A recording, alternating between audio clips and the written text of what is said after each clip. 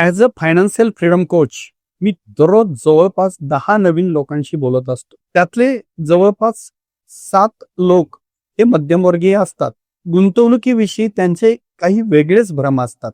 Safe इन्व्हेस्टमेंटला प्राधान्य देणारे जे 7 लोक आहेत ते विम्याला गुंतवणूक समजतात आणि ट्रॅडिशनल म्हणजेच पारंपरिक विम्यामध्ये गुंतवणूक करतात. एफडी करतात, घराचे रेग्युलर EMI, कारचे रेग्युलर EMI भरतात.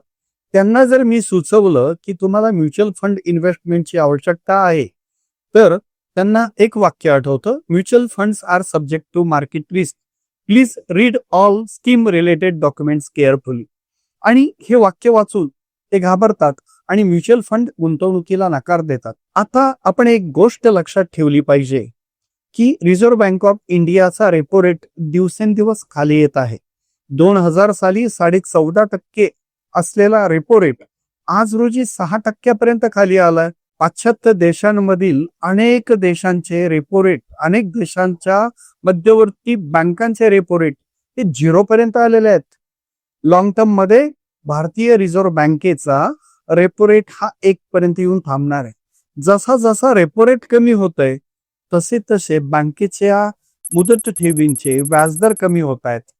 आणि मग आत्ताच तुमची जी मुदत ठेव आहे तिला 5 ते 6% जर मिळत असतील तर महागाईच्या अगेन्स्ट तुम्ही निगेटिव्ह रिटर्न्स घेत आहात. आणि म्हणून मी मुदत ठेवीला म्हणजेच एफडीला धोकादायक सुरक्षित म्हणतो.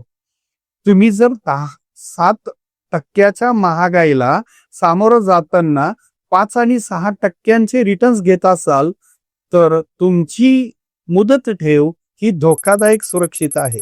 आणि म्हणून तुम्हाला म्युच्युअल फंडामध्ये येऊन महागाईला, इन्फ्लेशनला बीट करणाऱ्या इन्व्हेस्टमेंटची गरज आहे.